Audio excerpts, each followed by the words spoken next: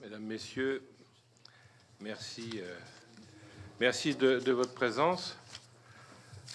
Donc, on a le plaisir de recevoir aujourd'hui l'Agence nationale de sécurité de l'alimentation, de l'environnement et du travail, à savoir l'ANSES, dans le cadre des travaux de notre mission d'information sur la gestion durable de l'eau. Et donc, nous avons Monsieur Mathieu Schuller, directeur général du pôle sciences pour l'expertise, Madame Éléonore Ney, chef d'unité d'évaluation des risques liés à l'eau, Monsieur Éric Vial, directeur de l'évaluation des risques, et Madame Sarah Auberti, chargée des relations institutionnelles. Donc, merci d'avoir pris sur votre temps pour cette audition. Donc cette mission a pour l'ANSES a plutôt pour mission principale d'évaluer les risques pour la santé et pour l'environnement que nous font courir des produits, des aliments, des pratiques et l'eau entre toutes. Et c'est vrai que c'est une préoccupation forte pour l'ANSES, qui vient de publier d'ailleurs un rapport sur les polluants émergents dans l'eau potable. Et puis on cherche également aussi à évaluer les risques sanitaires qui sont liés à la réutilisation des eaux usées. C'est un sujet, puisque notre objectif, c'est de voir comment on peut davantage réutiliser les eaux usées. En France, on est à 0,6%, voire 1% de réutilisation, alors que nos voisins, Espagne est à 13%, l'Italie à 20% et l'Israël à 90%. Donc nos échanges vont certainement être très riches et on a 1 heure d'audition que nous avons prévue. Et l'audition donc du jour fait l'objet d'un compte-rendu et d'une retransmission, puisque les propos tenus ici sont bien sûr public. Donc cette mission d'information a été constituée à la demande du groupe socialiste du Sénat, le groupe socialiste, écologiste et républicain, dont le rapporteur est mon collègue Hervé Gillet, et qui comprend, comme c'est une mission transpartisane comme nous le faisons régulièrement au Sénat, comprend des sénateurs et sénatrices de toute sensibilité politique. Alors c'est vrai qu'on a commencé les auditions depuis le mois de février. Je ne sais pas combien d'auditions nous en sommes. Cédric pourra nous le dire, mais je crois que ça fait déjà une quarantaine. Donc on est à peu près au milieu du gué. Et on a prévu... comment ? Un peu plus, oui. Ah, il y a encore pas mal. Et on fera aussi, bien sûr, des déplacements sur le terrain. On sera dans le Cher lundi prochain. Ensuite, nous irons dans les Deux-Sèvres, en Gironde. On avait prévu un déplacement à l'étranger, mais ça va être plus difficile. Et donc, on a prévu de rendre ce rapport début juillet. Donc, il est évident que si on n'a pas le temps d'avoir tous les éléments et des réponses à toutes les questions qu'on va se poser, vous pourrez nous faire une contribution écrite, comme ça on aura des éléments factuels. Donc avant de vous laisser un temps de 5 à 10 minutes, alors 5 minutes on va dire, parce que pour un propos introductif, je passerai ensuite la parole à notre rapporteur, qui a donc une liste de questions que vous avez certainement entre les mains. Donc on va essayer d'avoir un échange assez parfois synthétique, parce que si on veut garder notre heure, parce qu'ensuite nous avons les QAG, les questions d'actualité au gouvernement, donc on a des obligations de s'y rendre. En tout cas, merci à vous encore une fois. Merci Monsieur le Président, Mesdames et Messieurs les parlementaires. C'est à l'ANSES de vous remercier pour le temps que vous consacrez à ce sujet qui effectivement occupe une partie des des agents scientifiques de l'ANSES et également des experts que nous mobilisons, puisque dans ces différents travaux, l'ANSES travaille bien sûr avec ses équipes, mais également avec des experts du monde scientifique, que ce soit d'établissements publics, d'universités, que nous engageons dans nos travaux pour lorsque nous sommes amenés à formuler des avis. Je serai vraiment très rapide pour ensuite vous permettre et vous laisser le choix parmi les différentes questions que vous nous posez, de voir celles sur lesquelles vous souhaitez qu'on approfondisse. Et effectivement, on apportera une contribution écrite en complément de l'audition. Elle a déjà commencé à être préparée. Donc l'ANSES, c'est une agence de sécurité sanitaire. Elle est sous tutelle de cinq ministères: travail, agriculture, santé, environnement, protection des consommateurs. Et effectivement, ce que l'on voit à travers ces différentes tutelles, c'est que la préoccupation, c'est bien entendu l'ensemble des connaissances scientifiques au service de la sécurité sanitaire. Et pour cela, finalement, on met en œuvre différents métiers, que ce soit des métiers de recherche et de référence, à peu près les moitiés des effectifs de l'agence. Vous avez parlé, Monsieur le Président, d'un récent rapport qui a été produit par un de nos laboratoires, le laboratoire d'hydrologie de Nancy, qui est effectivement un laboratoire dont l'existence remonte à avant l'ANSES, et qui travaille sur tout ce qui est référence en matière de contrôle des eaux, mais aussi en prospective, d'où ce type de rapport. Et puis, au-delà de ces missions de recherche et de référence, une autre exploitation finalement des connaissances scientifiques, c'est l'expertise, c'est-à-dire de rassembler l'ensemble des éléments qui sont disponibles à la fois dans la littérature scientifique publiée, aussi auprès des données qui peuvent être fournies par des acteurs économiques en responsabilité de le faire, mais finalement, à partir de ces connaissances et données scientifiques, de formuler des avis en appui aux décideurs, aux politiques publiques, que ce soit nos différents ministères de tutelle. En complément, deux autres missions, je dirais, qui sont importantes, des missions de vigilance. Dans différents domaines, des vigilances nous ont été confiées pour, finalement, au-delà de ce que nous dit la littérature scientifique, capter des signaux qui méritent attention et éventuellement action ou réaction de la part des acteurs publics. Et ça, depuis 2015, également, dans certains domaines, nous ont été confiées des missions de décision individuelle, dans le domaine notamment des produits phytopharmaceutiques ou des biocides. Alors pour passer rapidement à l'eau, c'est un sujet qui est par essence transversale. C'est l'un des trois milieux auxquels les humains sont confrontés ou en contact permanent. L'air, l'eau, le sol, ils ont chacun des propriétés différentes. Les polluants dans l'air passent de manière plus rapide, ce qui ne veut pas dire qu'ils ne sont pas préoccupants, vous le savez. Dans l'eau, il y a par contre des propriétés. C'est à la fois un milieu qui est très mobile, mais qui peut aussi être un lieu d'accumulation. Évidemment, c'est un sujet de préoccupation quand on se pose la question de la durabilité de ces usages. Et le troisième milieu dont on parle un peu moins, qui sont les sols, qui eux sont encore plus, je veux dire, de nature à retenir un certain nombre de facteurs de risque, de polluants ou de contaminants chimiques. Évidemment, si l'eau, elle est concernée par différents métiers de l'agence, comme je le disais tout à l'heure, expertise, recherche et référence. Et on a à cœur d'y apporter une approche globale en matière de santé, puisque finalement, quand les molécules chimiques ou des agents microbiologiques ou des agents physiques viennent interagir avec l'humain, les animaux ou le végétal, les molécules ne savent pas si elles nous rencontrent dans le cadre de la santé environnement ou de nos activités professionnelles. Alors que, bien entendu, les codes et les textes réglementaires, eux, sont par domaine. Donc voilà ce que je pouvais dire. Mes collègues rentreront plus en détail sur effectivement un certain nombre de cadres qui ont déjà été posés par la réglementation française et sur lesquels l'ANSES a été en appui, notamment du ministère chargé de la Santé, sur différentes problématiques de réutilisation. Mais ça, c'est quelque chose qui est plus large. C'est-à-dire que l'agence est évidemment souvent mobilisée par ces ministères de tutelle dès qu'il s'agit de circularisation de l'économie, des milieux et de l'eau, puisqu'effectivement, qui dit recirculation, dit aussi potentiellement concentration de certains facteurs de risque. Et donc, même si la motivation, elle est tout à fait pressante, elle est encore plus pressante depuis ces derniers mois, vous le savez bien, pour réutiliser, que ce soit de l'eau ou d'autres formes de ressources. C'est évidemment à nous qu'on pose la question de savoir quels sont les moyens, les précautions, les points d'attention à avoir pour que ces usages de réutilisation se fassent de manière sûre. Voilà ce que je pouvais dire très rapidement en propos liminaire. de manière à pouvoir ensuite, mais l'idée n'était pas de rentrer à ce stade-là dans les différentes questions. Peut-être vous laissez nous indiquer celles que vous souhaitez traiter en priorité. Écoutez, je vais laisser la parole à notre rapporteur Hervé Gillet. Je vous remercie, Monsieur le Président. Remercions aussi mes collègues pour leur participation. Alors, c'est vrai que l'objet de la mission résonne particulièrement sur la séquence. Nous en avons tous conscience, avec une sécheresse hivernale qui s'est aussi affirmée et des interrogations particulières sur l'exercice 2023.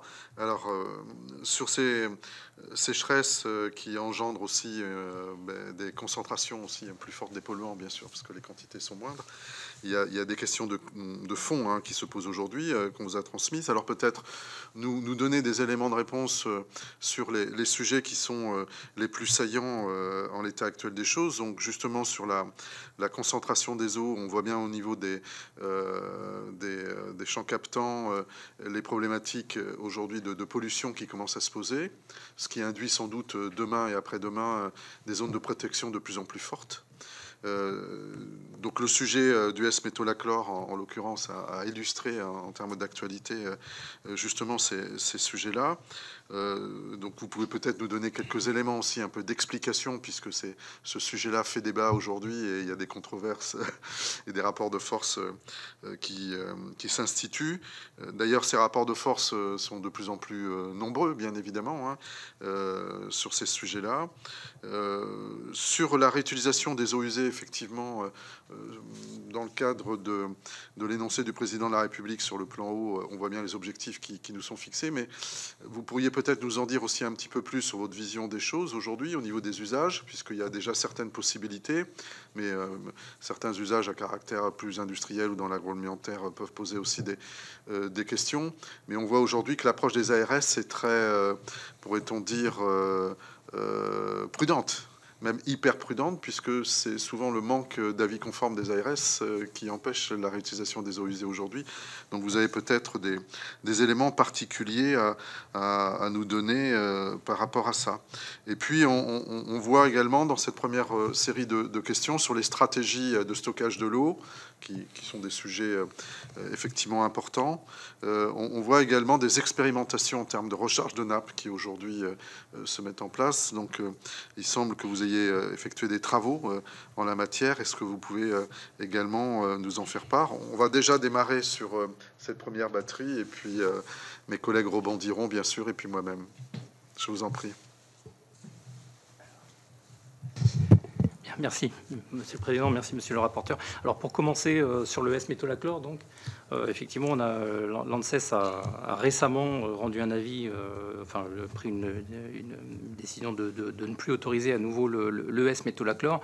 Alors, l'histoire, si ça peut vous être utile de reconstituer ce cheminement, parce que c'est pas une décision qui est venue comme ça. Le S-métolachlore est une des substances herbicides les plus utilisées en France, et depuis déjà de nombreuses années, elle était largement détectée dans les prélèvements qui étaient faits dans le cadre des contrôles sanitaires. Ce qui a conduit la DGS à nous saisir en 2021 concernant cette substance, et de là s'est enclenché un processus en trois étapes.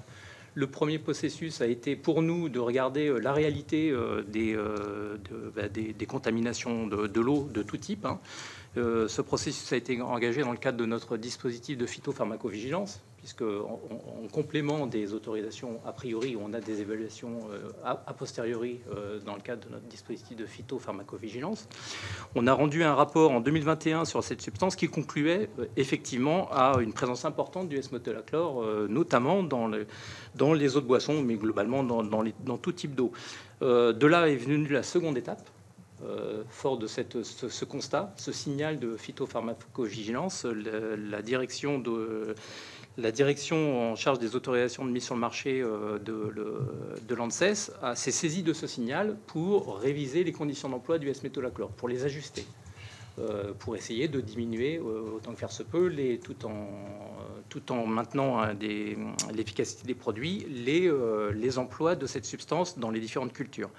Et la troisième étape qui a suivi, c'est en parallèle, c'est engagé une révision, enfin une réévaluation par anticipation de la réévaluation au niveau européen, une réévaluation de l'autorisation en prenant en compte ces modifications des conditions d'emploi. Et en suivant le dispositif européen, c'est notamment une méthodologie européenne, la direction donc en question chez nous a conclu que même avec ces conditions d'emploi réajustées, les critères d'acceptation n'étaient pas atteints, puisqu'on avait des polluants, des concentrations dans la nappe phréatique, dans les eaux souterraines évaluées qui étaient supérieures aux critères d'acceptabilité au niveau européen. D'où la conclusion de dire finalement la substance ne peut pas être autorisée.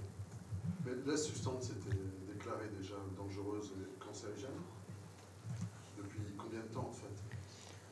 Donc là, on est sur, de mémoire, c'était la fin de l'année dernière. Ah d'accord.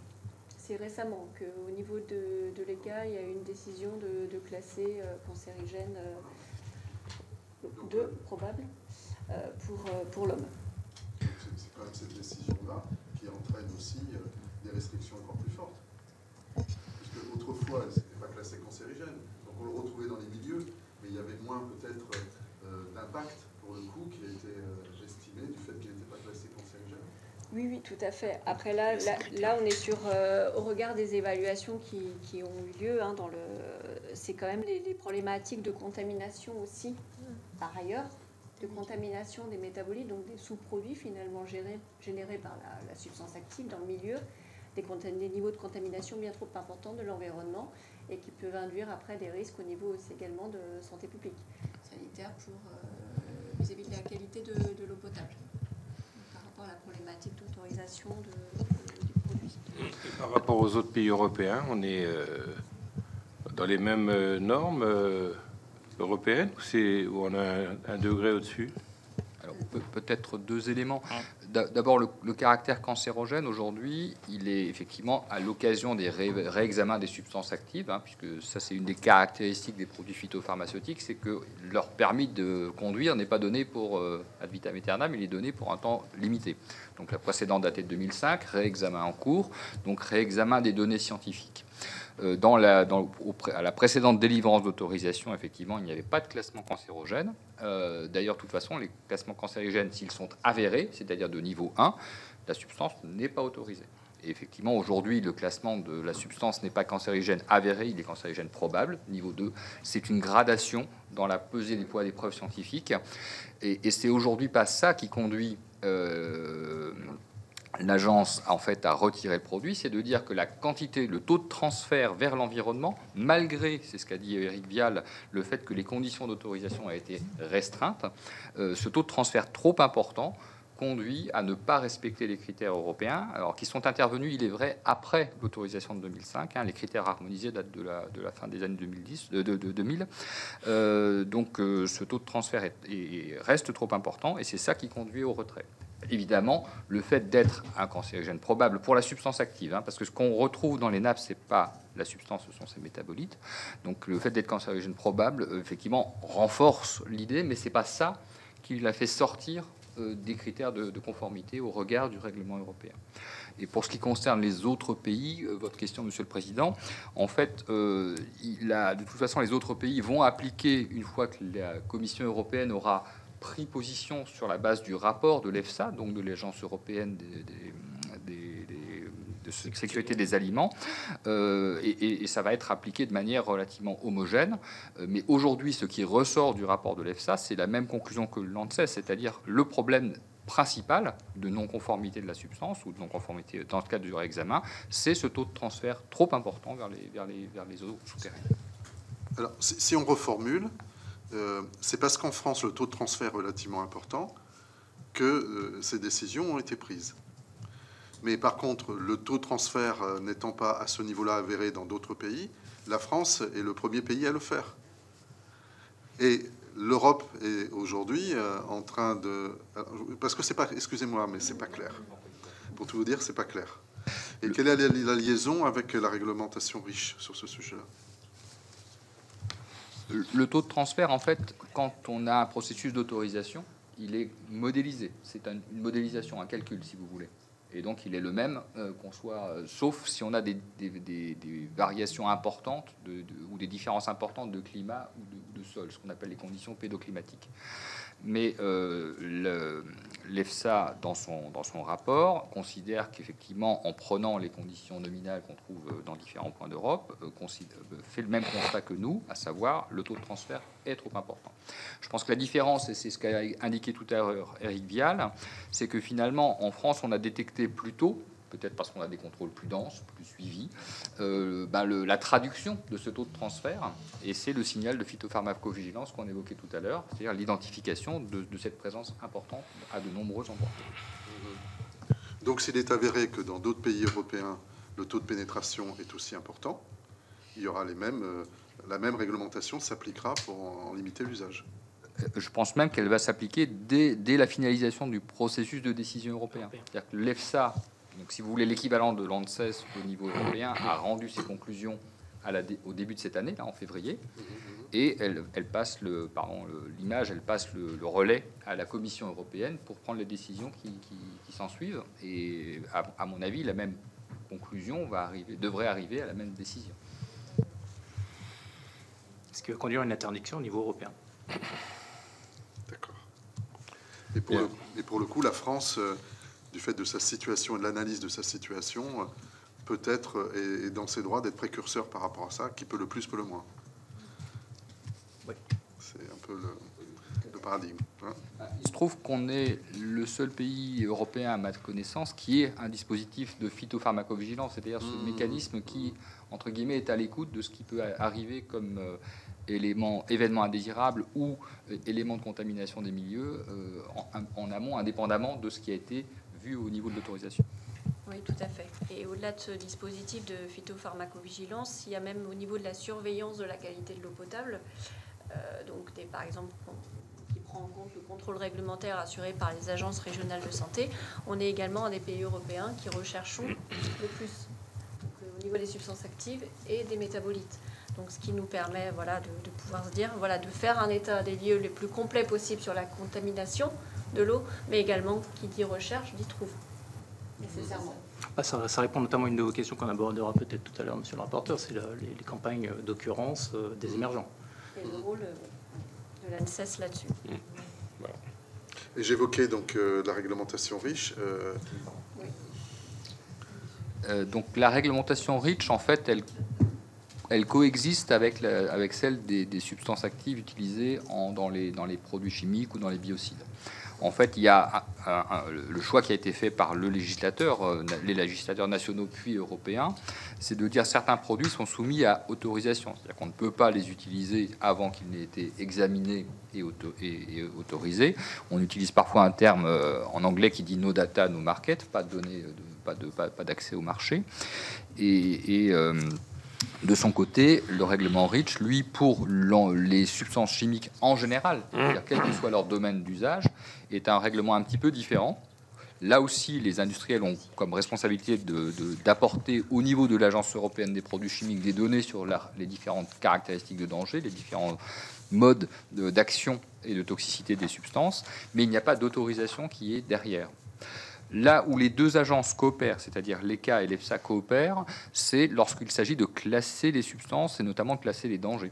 Typiquement, lorsque, dans le cadre du réexamen de la substance active S-métolachlore, le travail de classement pour dire est-ce qu'il est cancéro 1, cancéro 2, etc., est-ce qu'il est reprotoxique, est-ce qu'il est mutagène, est-ce qu'il est toxique pour l'environnement, est-ce qu'il est bioaccumulable, cette évaluation-là, elle est effectivement posée en coopération entre l'ECHA, l'Agence européenne des produits chimiques, et l'EFSA, l'Agence européenne de la sécurité des aliments.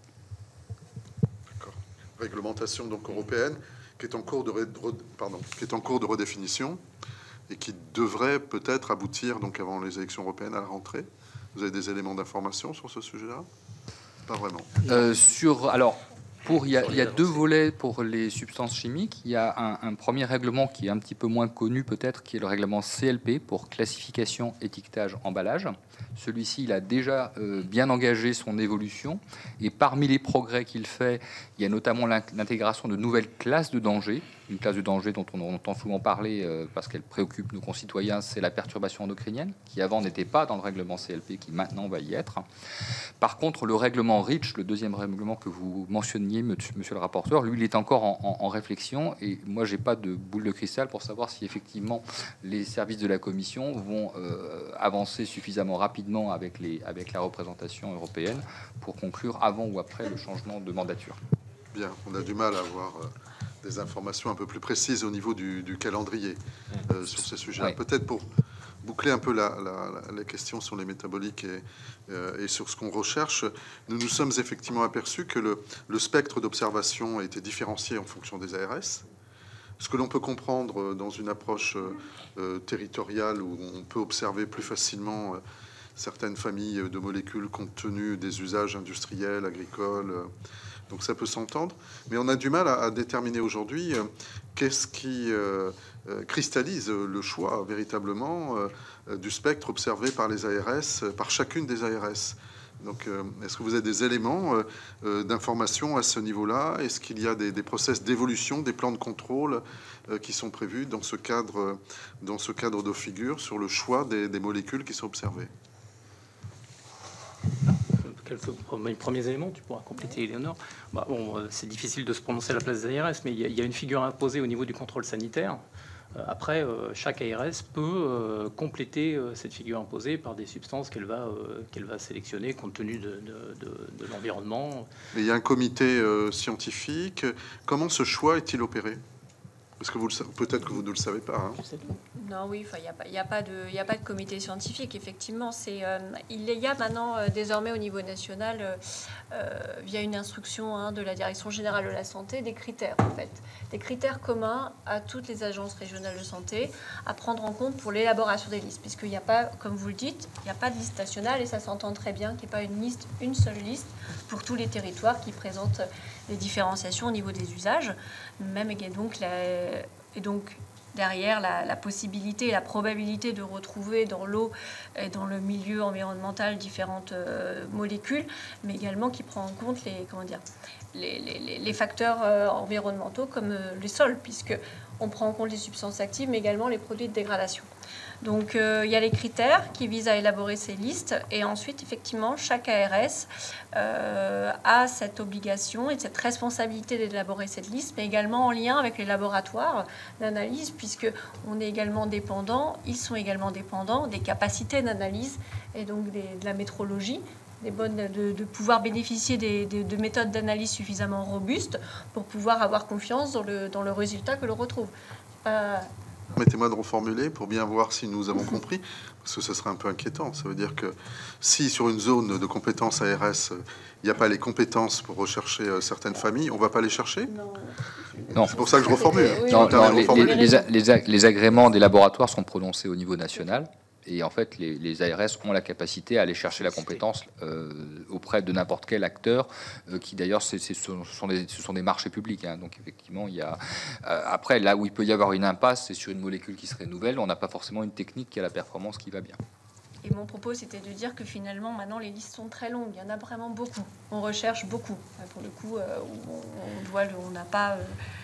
c'est des centaines de molécules qui sont recherchées à chaque fois dans le cadre du contrôle sanitaire. Bien, merci. Mes collègues, avez-vous peut-être des questions à poser? Parce que je pense que si on veut essayer de faire tourner les questions sur un certain nombre de sujets, on n'a pas parlé des eaux usées, et on n'a pas parlé de la qualité des réseaux. Enfin bon, merci, allez-y, monsieur Hay. Merci, Monsieur le Président. Mesdames et Messieurs, merci du temps que vous avez bien voulu nous consacrer. J'aurais eu une question. Une de vos missions, notamment, consiste à évaluer les risques liés à diverses pratiques dans les zones de protection de captage. Or, on s'aperçoit que d'année en année, la diminution du nombre de captages est de plus en plus importante. est-ce que nous avons failli quelque part? Est-ce que nous les abandonnons parce qu'ils sont pollués? Ou est-ce qu'au contraire, nous avons peut-être fait de la surprotection qui fait que nous fermons des captages qui pourraient être utiles? On peut, allez-y, Monsieur Brier. Oui, moi j'ai une question, savoir où en sont les études sur les... Vous parlez des molécules classées en différentes catégories de risque. Où en sont les études sur les effets cocktails sur les molécules, compte tenu du grand nombre de molécules aujourd'hui cherchées, mais aussi trouvées? Est-ce que vous avez des résultats? Et puis, l'élu d'Île-de-France est intéressé par la question 9 sur la question de l'osmose inverse basse pression. Donc, si jamais il vous reste un moment dans l'échange pour nous donner votre point de vue. Bien. Non. Mais écoutez, allez-y. Alors, merci pour votre question.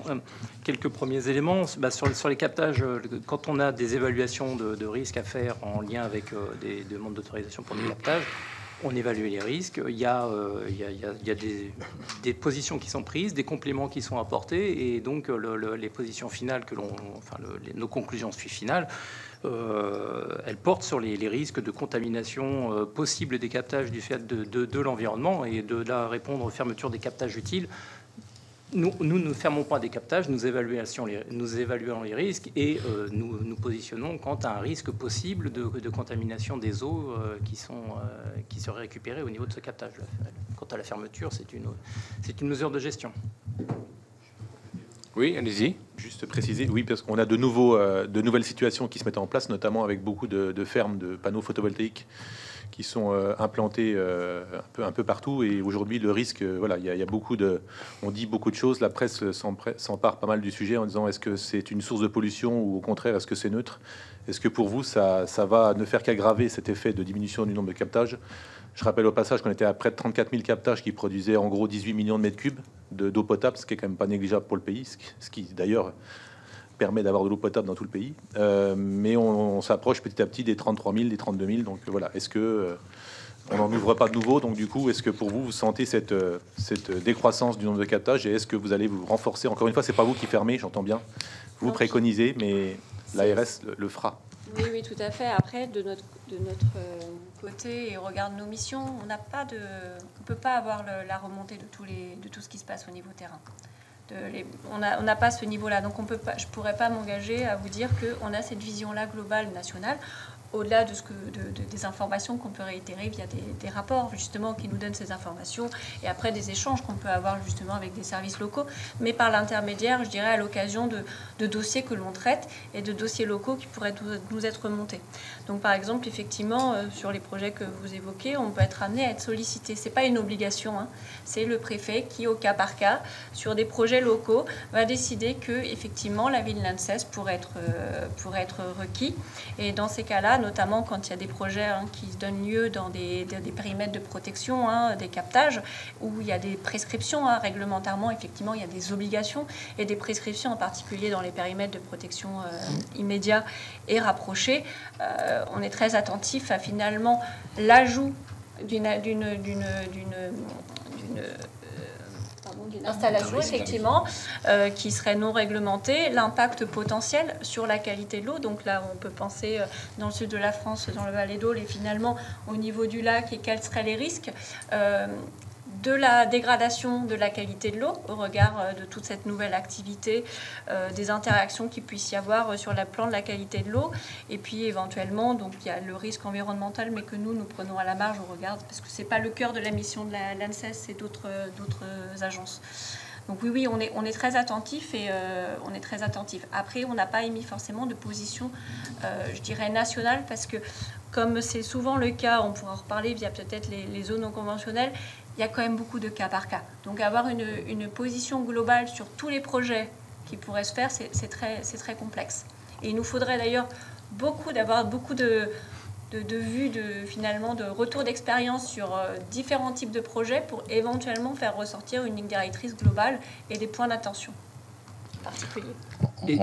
L'effet cocktail, peut-être. Pour terminer sur le captage, et je passe ensuite sur l'effet cocktail, si vous voulez bien. Donc, effectivement, hein, là, on va être saisi, c'est éventuellement dans des situations où les gens continuent à vouloir utiliser un captage malgré le fait qu'il ait été contaminé. On a dans ce cas-là des autorisations exceptionnelles qui sont instruites et confiées, dont l'instruction scientifique et technique est confiée à l'agence.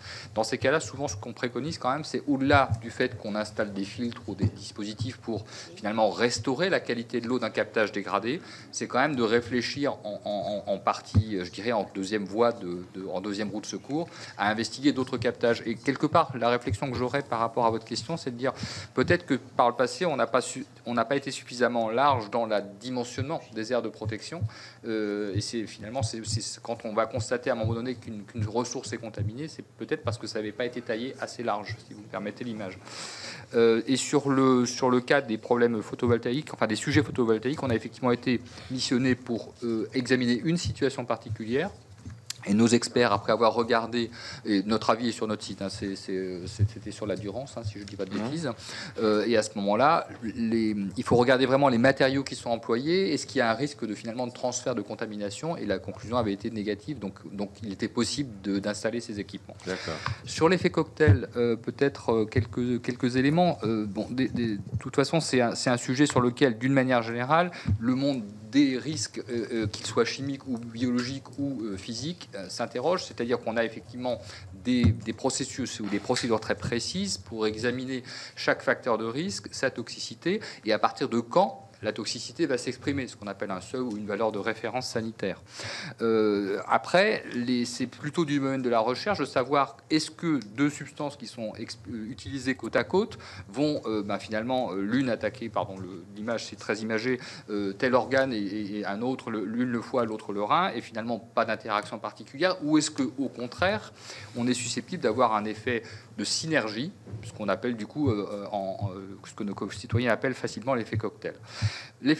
Cet effet synergique ou additif, il n'est pas si fréquent que ça quand on regarde un petit peu les travaux de recherche. Par contre, ce qui est fait de manière souvent prudente, c'est que même si on n'a pas l'affirmation que les effets s'additionnent, les scientifiques, quand ils ont des facteurs de risque ou d'exposition simultanée, les ajoutent. Et typiquement, dans le domaine de l'eau, et les eaux destinées à la consommation humaine, vous avez aux côtés de la limite de qualité qui est 0,1 microgramme par litre pour les pesticides, on dit qu'en plus, la somme de tous les pesticides ne doit pas dépasser 0,5.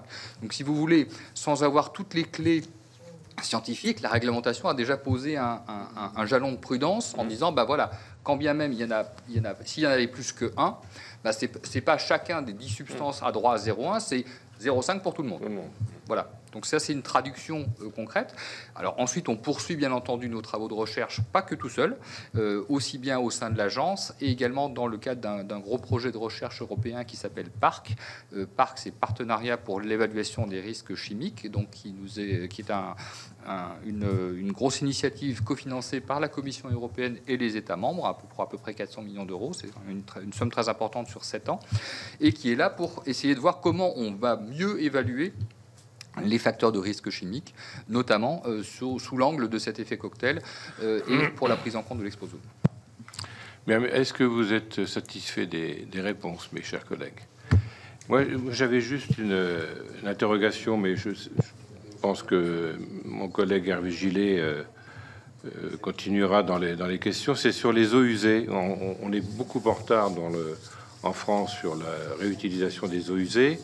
Et parfois, on nous dit que c'est à cause des autorisations sanitaires que la France n'évolue pas. Donc,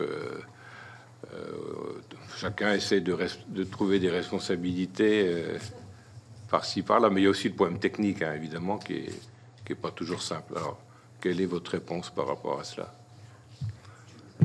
Pour commencer, effectivement, les réutilisations d'eau usée ou d'eau non conventionnelle, pour élargir à d'autres eaux que les eaux usées traitées, c'est clairement, face aux pressions qu'on a actuellement sur les ressources en eau, c'est clairement un levier qu'il est important d'activer. C'est un moyen de relâcher, de faire face à ces pressions, tout en répondant malgré tout à une attente très forte en termes de qualité et de quantité suffisante des consommateurs.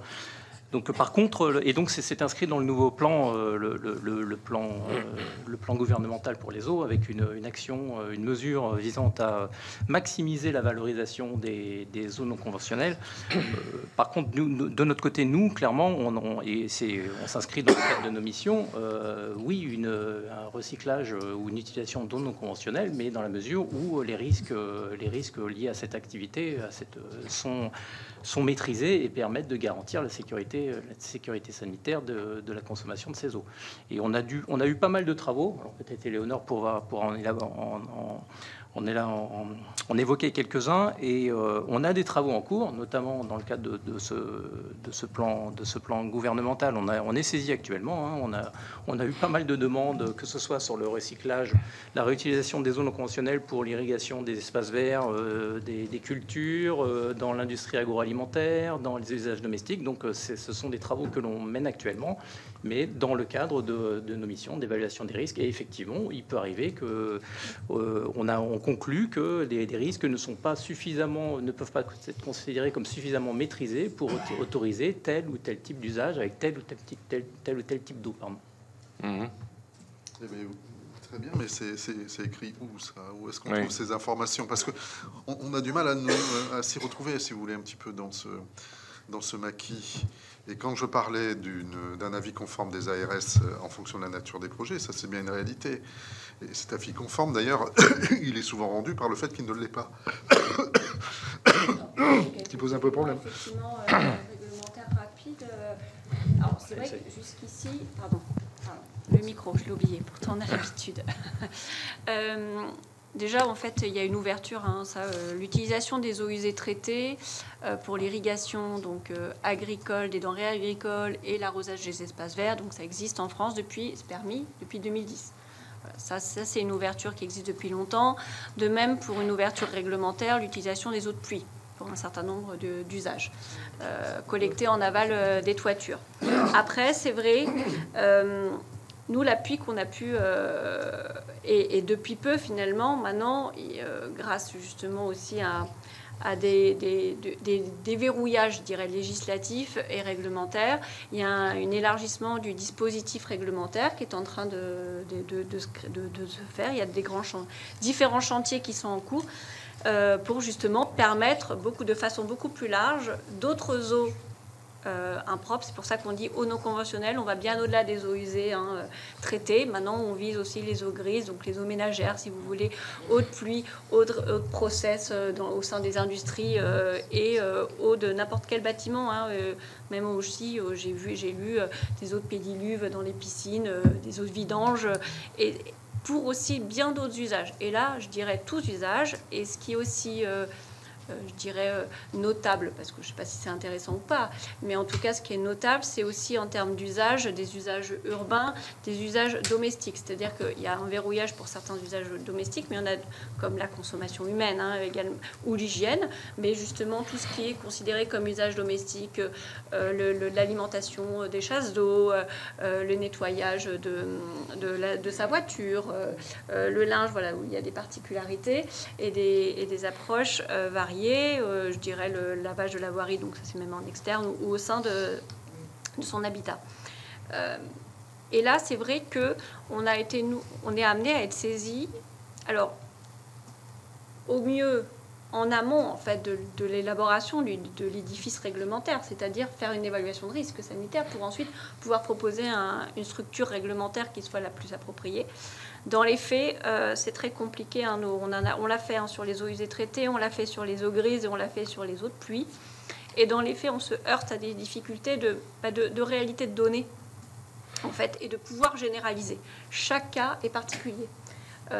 Et maintenant qu'en plus on veut ouvrir avec... Finalement, il y a une volonté, et qui se comprend, de pouvoir utiliser plein d'eaux différentes pour des usages très variés, on ne va pas pouvoir avoir forcément un avis général sur d'évaluation de risque général pour tout. Par contre, pour autant, il y a quand même des prescriptions des points d'attention pour nous en termes de maîtrise des risques, notamment être au clair sur quand il y a un usage donné, pouvoir proposer une qualité d'eau qui soit conforme à l'usage donné. Donc plus il y a une exposition directe avec l'homme, par exemple, plus la qualité de l'eau doit être, je dirais, propre, si je puis m'exprimer ainsi, et avoir des exigences très fortes en termes de qualité de l'eau. Avoir également, donc pour ça, il faut connaître finalement la qualité de l'eau en amont, celle brute, celle que vous utilisez, votre eau de pluie, votre eau usée, votre eau grise, votre eau de process, peu importe. Donc avoir une bonne connaissance, donc c'est le porteur de projet qui a la meilleure connaissance, de pouvoir finalement identifier les dangers en amont, caractériser les risques, traiter, proposer des traitements, s'il le souhaite, pour pouvoir derrière aboutir à une eau qui soit compatible avec l'usage. Exactement. Et donc, il y ait une bonne maîtrise, identification des dangers et une bonne maîtrise des risques. Et puis que derrière, il y ait une surveillance. Si je puis me permettre, comme certains pays sont en pointe sur ces sujets-là, ils ont déjà traité ces sujets. Oui. Et la question qu'on se pose aujourd'hui, c'est comment la montée en conscience scientifique au travers des usages aujourd'hui qui sont mis en place dans certains pays nous permet aujourd'hui de consolider notre propre système. Parce qu'on a le sentiment que le parapluie français s'ouvre toujours de plus en plus grand et que nous, on crée les impossibilités de mise en œuvre et qu'on est le dernier de la classe quand il s'agit de mettre en place ce type de politique. Peut-être un élément. Oui, non, mais j'entends bien votre question. En fait, le sujet qui est derrière, c'est finalement, on part d'un point où un certain nombre de progrès dans la santé ont quand même été faits avec l'amélioration globale de la qualité des eaux. Là, je parle de décennies derrière nous. Et donc, du coup, aujourd'hui, que ce soit nos concitoyens ou que ce soit les opérateurs économiques, ils ont l'habitude, quand ils tournent le robinet, d'avoir une eau qui est de qualité. Aujourd'hui, on se pose une question différente, qui est de dire, oui, mais celle-ci, elle commence à manquer. Donc, il faut aller en chercher d'autres qui sont peut-être de qualité inférieure pour pouvoir soit les utiliser dans des usages qui sont moins exigeants, exactement comme dans la réutilisation des eaux pour l'irrigation, il y a différentes classes de qualité, ça a même été mis en place dans un texte européen.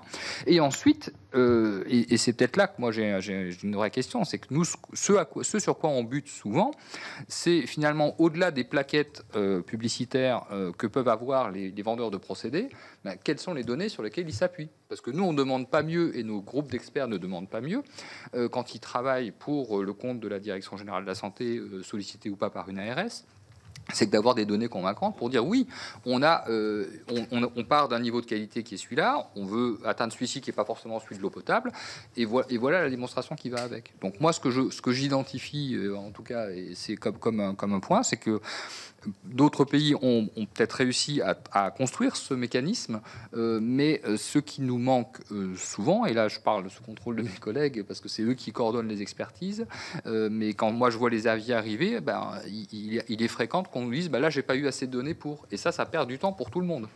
Donc finalement, les porteurs de projets, je pense que les collectivités, on leur dit voilà, je vais vous apporter tel procédé qui va vous aider à récupérer de la capacité en eau, il faut qu'au-delà de la déclaration d'intention, il y ait aussi des éléments solides qui soient apportés en soutien.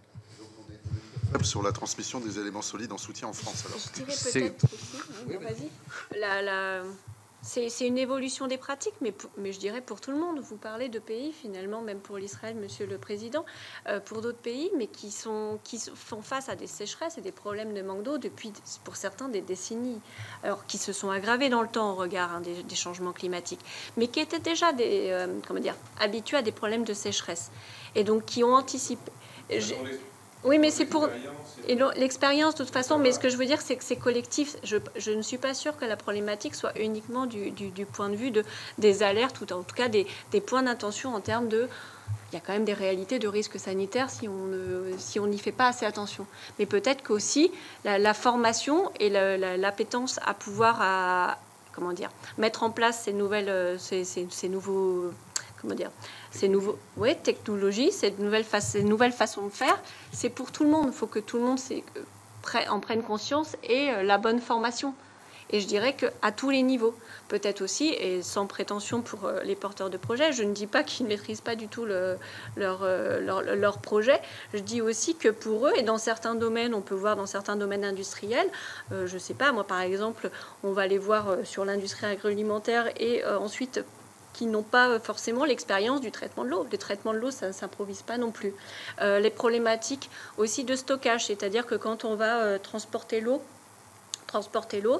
Et nous, dans le domaine de l'eau potable, on le connaît très très bien. Il y a toujours une problématique qui ne relève pas forcément de la traitement et donc derrière de pouvoir arriver à la qualité finale voulue, ça d'accord, mais de la pérennité de cette qualité de l'eau. Et ça, dans le terme des stockages, des transports, il y a à chaque fois des points d'attention réguliers à avoir parce qu'il y a toujours des dégradations de potentiel. Et donc derrière, en fonction de l'exposition, s'il n'y a pas l'exposition de l'homme, je dirais que le risque est limité et c'est pas un problème. Si derrière des expositions de l'homme, la population générale, mais également les travailleurs qui sont en première ligne parfois en fonction de certains postes de travail, et bien donc il faut les avoir en tête, il faut qu'il y ait une vigilance, maîtrise des risques et le dispositif associé. Finalement, le porteur de projet est celui qui connaît le mieux son projet et qui est le plus à même de proposer. Et d'ailleurs, la réglementation va dans ce sens, tout à fait. Mais finalement, quand il y a un système d'autorisation, derrière, donc pour les ARS ou autres services de l'État, et nous, agence en appui, quand on nous sollicite, on n'est pas sollicité sur tous les projets, c'est ces points-là que regardons. Et c'est vrai que si on n'a pas l'information, c'est toujours difficile de pouvoir se positionner. Monsieur le Président, on approche un peu de la fin. Peut-être que, au travers du questionnaire qu'on nous a transmis, il y a un sujet que vous souhaiteriez mettre en exergue avant que nous concluions effectivement cette audition. Notre collègue David Breuiller abordait l'osmose inverse pour la reminéralisation, qui était aussi un sujet. Et monsieur Hay, peut-être? Oui, non, très rapidement, parce que le temps nous est compté. D'un point de vue organisationnel, on sait bien que quand tout va bien, on n'est jamais trop, mais quand ça commence à aller mal, il y a toujours trop d'acteurs, parce que c'est pour les élus locaux, c'est toujours compliqué de savoir un petit peu qui est responsable. Est-ce que pour vous, et c'est pas une question, il n'y a ni malice, est-ce que pour vous, l'organisation telle qu'elle est faite aujourd'hui est la plus efficiente qui soit, comme on dit maintenant, ou est-ce que pour vous, il y aurait si vous aviez une baguette magique demain, est-ce que vous auriez, vous avez dit dans vos propos liminaires, dépendre de 5 ministères, est-ce que tout ça, ça peut se justifier, mais en même temps, est-ce que c'est pas trop compliqué? Est-ce que pour vous, l'organisation est la plus efficiente possible aujourd'hui? Oui, pour l'ANSES, on n'a pas de difficulté avec le fait de relever de 5 ministères. Je dirais que c'est normal, compte tenu de la largeur de notre champ d'action. Et de toute façon, ils peuvent être amenés tour à tour à être nos commanditaires. La question, si vous la posez au niveau local, là, par contre, j'ai pas forcément d'éléments de vision. Mais ce qui est très important, on le voit sur des projets comme de la réutilisation d'eau, ça peut justement être... On est en train de traiter actuellement un projet de texte pour la réutilisation d'eau dans les industries agroalimentaires. Et en fait, les industries agroalimentaire et l'eau, ça concerne 2 services de l'État au moins, autour du préfet, les agences régionales de santé et les directions les DDPP ou les DRAF, donc les directions régionales de l'agriculture et qui, eux, homologuent les installations. Et là, typiquement, dans l'avis qu'on va rendre probablement en juillet prochain, on appellera l'attention sur le fait que c'est très important que ces services interagissent, parce qu'à un moment donné, on va réutiliser de l'eau, code de la santé publique, dans une installation code rural et de la pêche maritime, mais et l'importance surtout, c'est que finalement les acteurs de l'agroalimentaire, ils ont déjà une bonne démarche en matière d'identification des dangers, de maîtrise des risques. Mais c'est qu'il faut qu'ils intègrent le fait que maintenant ils n'ont plus forcément de l'eau qualité consommation humaine, mais des eaux de différentes qualités. Donc il faut faire et ça peut nécessiter que les services en local interagissent de manière assez étroite. Et alors, sinon, pour répondre à votre question sur l'osmose inverse, la réponse va être courte. On n'a pas eu à expertiser ce dossier, donc on n'a pas de réponse à vous apporter en termes de pratiques sûres et saines de cette osmose inverse. Et juste par rapport à vous évoquiez, Monsieur le Président, en début de séance, les fuites de réseau. Oui. S'agissant de la question, est-ce que c'est un facteur de dégradation de la qualité? Il y a 20% de fuites, malheureusement. Peut-être un peu plus. Donc c'est un facteur important de lutter contre ces fuites. Alors je pense que c'est pour nous, même si on n'a pas eu à regarder cet aspect-là, mais la question elle est sous l'angle qualitatif, parce que l'angle quantitatif on le connaît très bien, il a été audité plusieurs fois. C'est plus l'angle sur l'angle qualitatif. Les fuites en elles-mêmes, pour nous, c'est pas un facteur de dégradation de la qualité. Ce qui peut être, et c'est sur ce sur quoi on est vigilant dans le cadre de nos missions, c'est l'utilisation des produits de colmatage pour réparer les fuites. Où là, on entre dans la problématique des produits qui rentrent en contact avec l'eau. Et là, oui, effectivement, il peut y avoir une problématique de dégradation de la qualité, en tout cas de risque sanitaire. Sinon, le reste, avec 20% de fuite, s'il y avait une dégradation importante, on le saurait déjà. Bien. Est-ce que vous avez quelque chose à ajouter?